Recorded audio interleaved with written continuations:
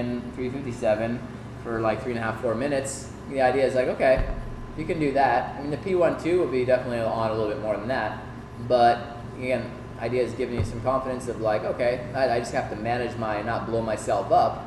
You know, it's easy on that going into that climb is you can go to the front and get into the headwind and get to that climb, and the guys have been protected, and then you get blown off the back. So that's kind of why I put that in there.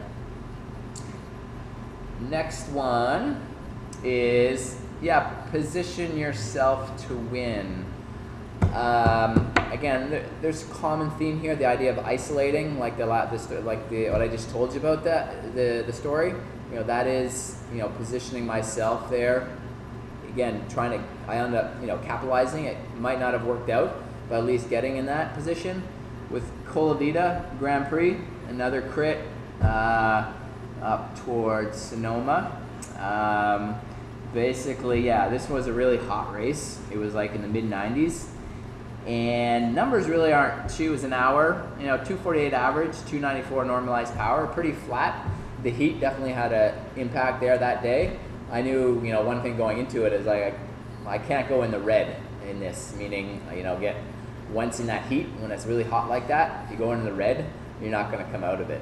And that was definitely the key. What ended up happening is, a guy made a fairly strong move at pretty early in the race, and I went with him. It was on a little uphill into a headwind.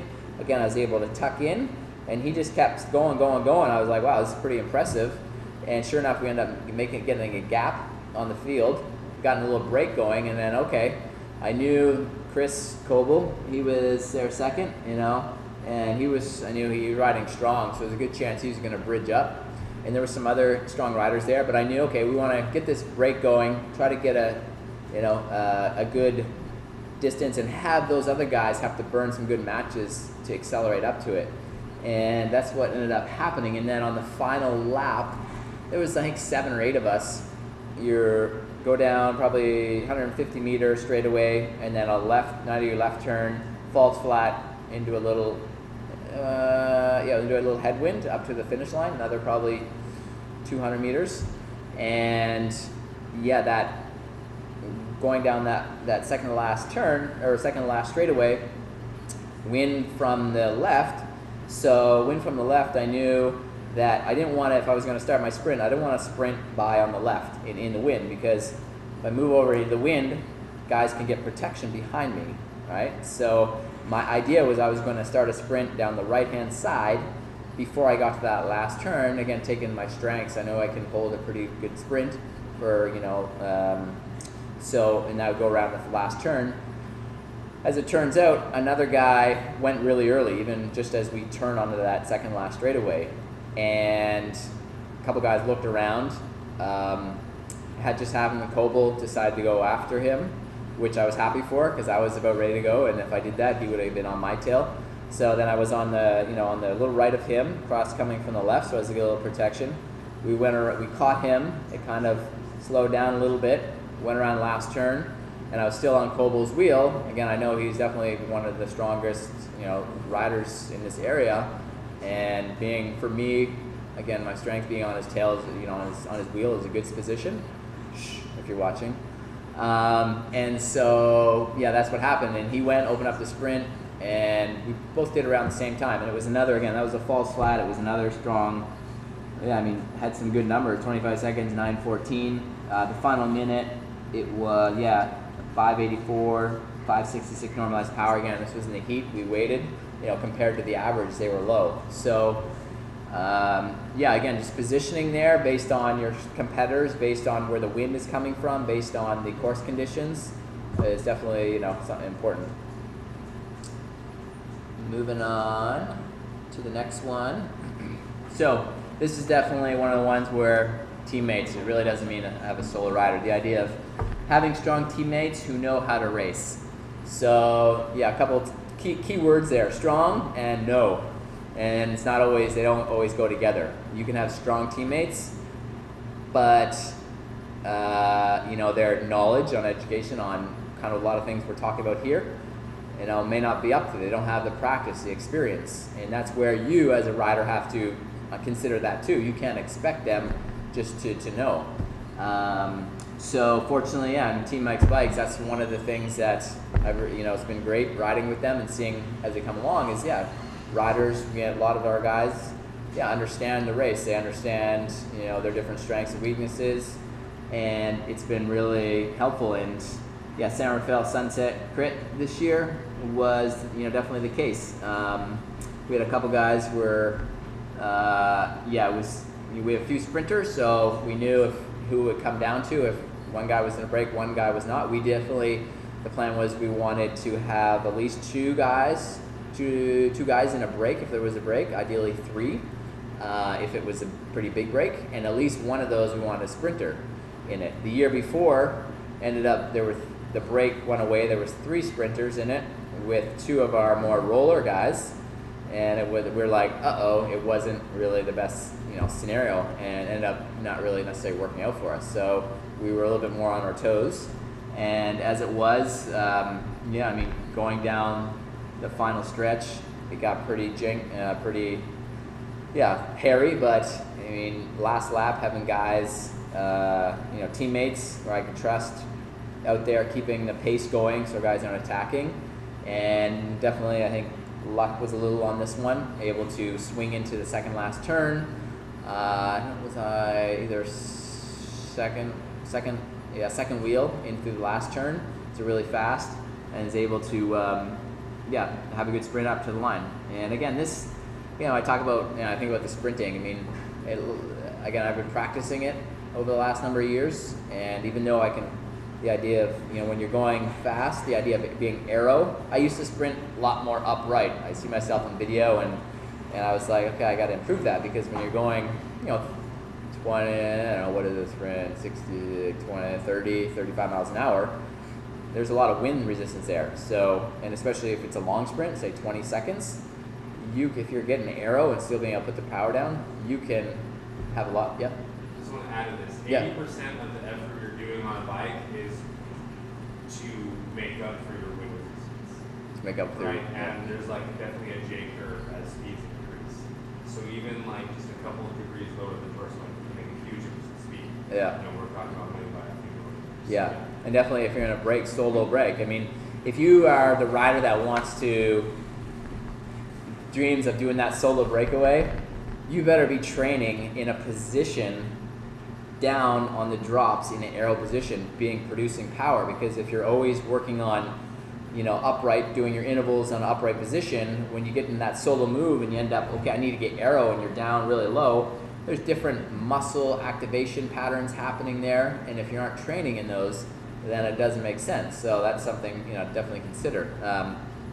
Some guys have stage race coming up, working on the time trial bike. We're in a different position.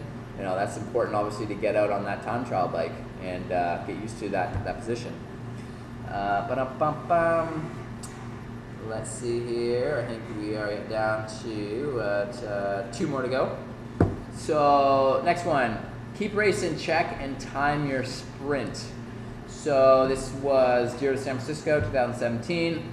This is definitely something, if you're a solo rider, I'd say before I moved to Mike's Bikes, was more solo. It was something I was doing more often, because I knew if I could I'd play to my strengths. If I could get to the line, in a group or in a small group and sprint, I had a pretty good chance.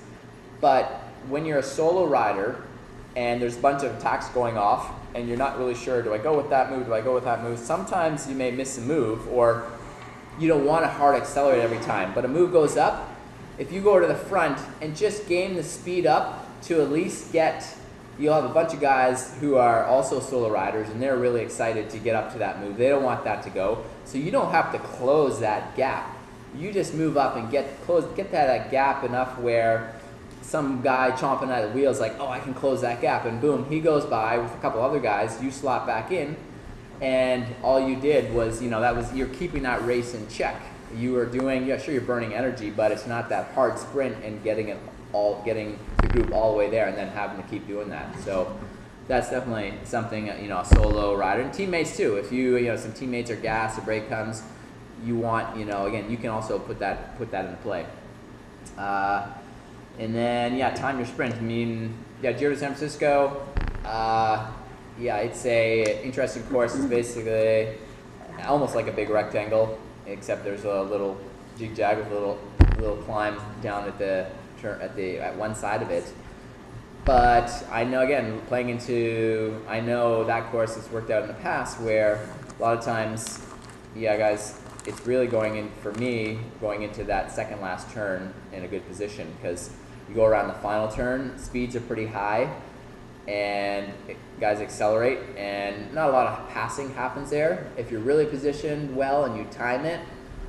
But again, it's worked out well for me in the past where, again, timing my sprint where and this is what I think I put in here, and then, yeah, so basically going down the back stretch of this, probably two-thirds of the way, I knew that I wanted to get into that final turn, or the second last turn.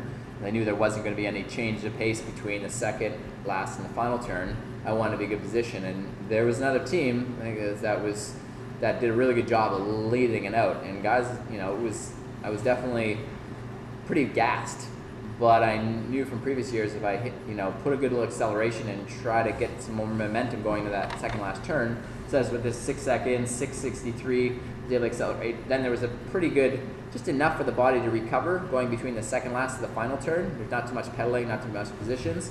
And then able to hit it on the final, coming out of the last turn, 10 seconds, 8:22.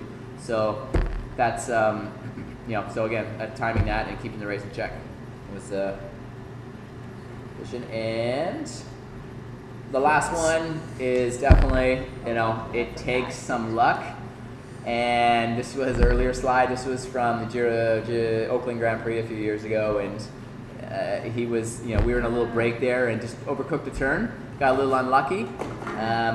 For me, for the NCAA districts this year, it was hot. Again, it was in that mid to high 90s, and final lap, and it was lots. It wasn't a big field, but not a lot of teams, so guys were going off the front, and there were times when, I thought the race was gone. But again, that other guys, solo guys, didn't want to let it go. I had teammates up there. I was like, okay, the race is gone, and I, hoping my teammate can win. But then a solo guy would put an attack and bring it back, and then on the final lap, we're going into the final, going down kind of the backstretch, and the guy's lining it out pretty well, and I'm right on his wheel. I'm like, we still have a long way to go to the finish. And I talk about positioning, I was not in the best position here. And because he pulled off, and then boom, I was at the front. And kind of then you just totally go easy to keep the pace. If you go easy, guys will attack, open the gap. You're on the final lap, it's hard to close it down. So, kept it going, but also, we're working pretty hard. If we look at the final minute here, 5:66. The final sprint was 14 seconds. So there was a hard move. It would definitely, if you saw the power curve, you can see normalized power 451. So 5:56. There was a hard move, and then the guy pulled off, and I was on the front. I was like, I don't want to keep driving. I don't want to be here.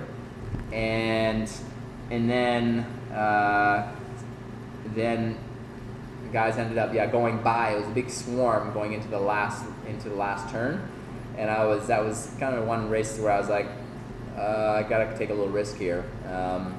And I went at it, and there was 4 of us going around that final turn, and ended up drag racing 2 other guys to the finish, ended up just getting it. So again, it definitely, took a little luck, and the idea of, there's other factors of luck too, not crashing and positioning that goes into play.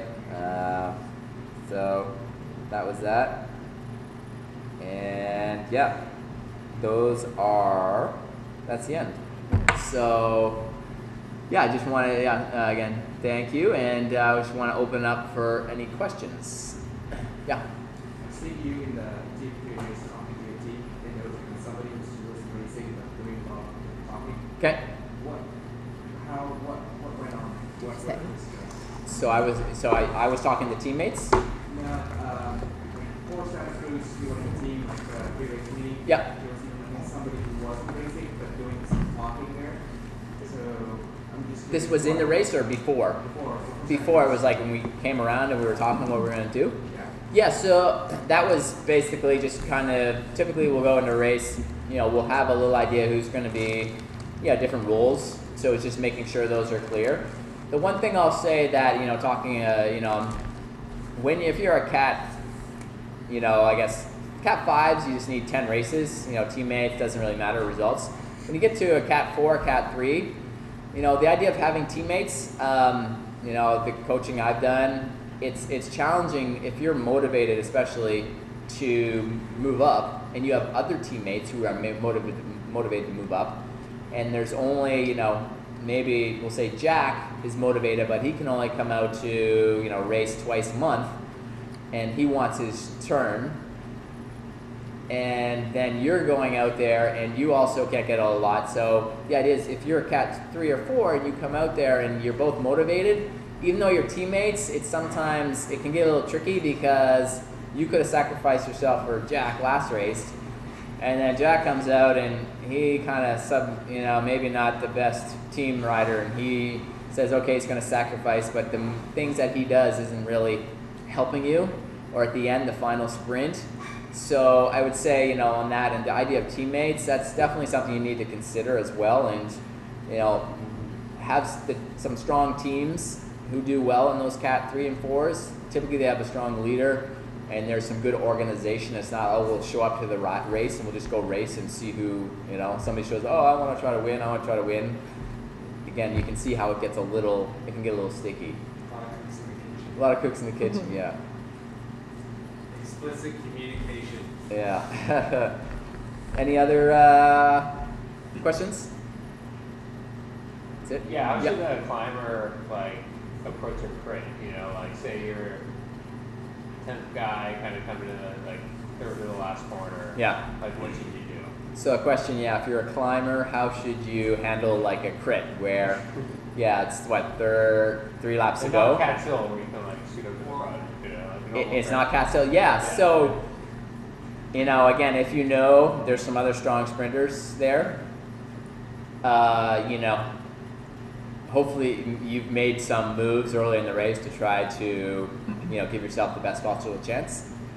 You know, are you solo? Are you with teammates? What's team? You're a team? Yeah. So are you the sprinter, or are you playing a role as a helper? No, it's sprinter. Like You're a sprinter, yeah. Well, if you're the, you're the only dude that showed up actually, you know, your team in that race. You're the only dude. Yeah. You're the solo, yeah. And you're a pure climber? Or power, I mean, what's... Yeah, I would just say, yeah, pure climber. Yeah. So I'd say, I mean, yeah, you don't stand a chance in the sprint? Basically, would you say? In the start, you mean? Yeah, I guess. Yeah, I mean, if you are a pure climber and there's some strong sprinters there, you know, there's typically a time, you know, in that last little bit where there's a little lull in the race. And I'd say that's your best chance to, first of all, you need to be positioned, not right in the middle. You need to be towards the front, not towards the outside.